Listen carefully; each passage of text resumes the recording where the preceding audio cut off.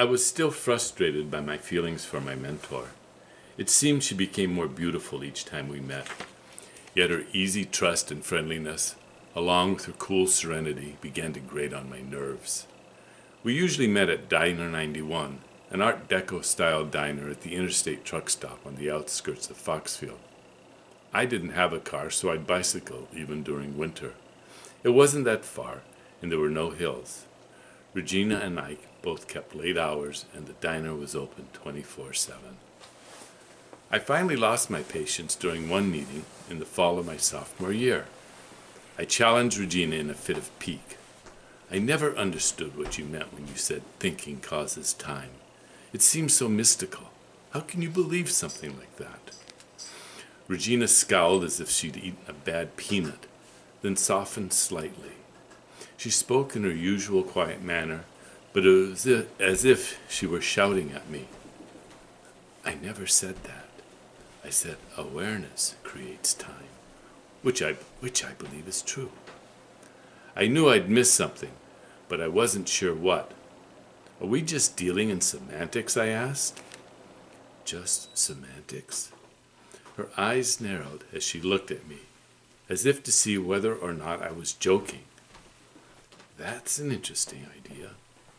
How about a homework assignment for me in the semantics of physics? I know it's not your field, but this is a simple thought exercise. She examined my face for a response, and I tried to look straight back into her pale eyes without reacting. I don't think she ever wore makeup. Her skin was so smooth, the expressions on her face so exquisite, that makeup would have looked grotesque. She did on occasion wear earrings, small pearls or gold studs, as she had that evening. She continued without waiting for a verbal reply. As you know, Ron, physics describes reality as being shaped by forces. The concept of force was the brainchild of Isaac Newton, and it might be the greatest theoretical discovery in all of science, perhaps the very idea that created science as we know it. Newton realized that the attraction between the sun and our planet was the same as the attraction between an apple and the ground, namely gravity. But you know all this already. Regina smiled reassuringly. Yeah, I think we covered that in the first week of freshman physics. I was still irritated at her and didn't need a simplistic rehashing of Physics 101. Regina ignored my tone. Newton then created the mathematics necessary to describe this attraction. He needed to name the phenomena of things acting on one another, so he called it force. Today, 4 forces, gravitational force, electromagnetic force, strong force, and weak force, are all that we need to describe the interactions of matter. Seems like you got it right. She pondered my reaction with a serious look on her face, then continued. Indeed, some consider Newton's very use of the word force to be inspired. After all, he was describing something that wasn't known before and needed to adopt an existing word to describe a new concept. But instead of force, I want you to think of command, a sort of compulsory instruction that has to be followed for the same concept. You mean like instead of a gravitational force between the Earth and the Moon, they're commanding each other? I was trying to show I thought her idea was absurd. Just try it. The next time we meet, we can discuss your thoughts. Our next meeting was also at Diner 91. Regina didn't mention the homework she had given me until I brought it up. I've been thinking about what you said about describing a force as a command, I said. The first thing that comes to mind is that I need to process a command myself. It doesn't just happen to me. Regina nodded. That's right. And to process a command, you must be aware of it. But don't you also have to be aware of a force? I said through a mouth of hamburger. I had the feeling we were talking in circles. I believe that's exactly the case. My argument is that awareness isn't explicitly implied by the word force, but is the inevitability of the result implied by the word force implied by the word command. You can refuse to follow a command. First of all, modern physics indicates that results aren't perfectly inevitable. We can explore that later. For now, I just want you to realize that the words you use may affect the way you think about something. It may not seem like a big deal, but perhaps as you explore the ideas behind the words, you begin to see physics in a different light.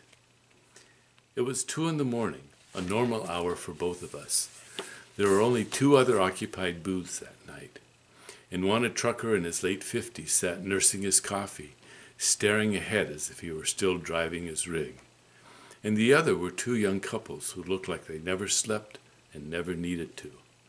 I sat sideways in the booth with my feet stretched out and stared at the pattern of palm trees embossed at the back of the green vinyl seat, fidgeting with an upturned corner of a piece of tape used to repair a tear in the covering.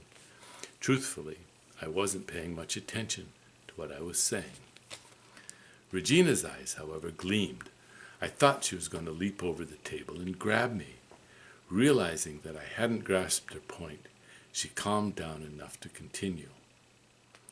I believe the word force, she began, echoes a dominant political and religious philosophy of the early days of science. Newton, for instance, was very much inculcated in the culture of religion and politics of his day. He probably wrote more tracts on his religious theories than he did on science or math.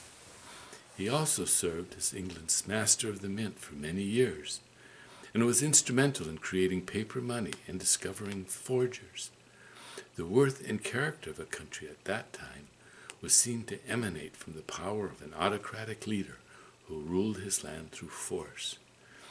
And God, of course, ruled as an absolute master over all of existence. It would have been natural in that setting to see the entire interplay of the universe as a result of force. But insightful as Newton was when he coined the word force to describe his discovery, we should consider whether it carries hidden assumptions of his era that continue to shade our thinking. I believe we need to look at the receiver of the force as well as the generator. Regina had spoken with surprising intensity, but she finally paused, perhaps to see if I was listening. She saw I wasn't finished. One of Newton's best-known laws is, for every action, there is an equal reaction. But that first action is always a reaction to a previous action. The way I describe it is that every action is the result of awareness of a previous action.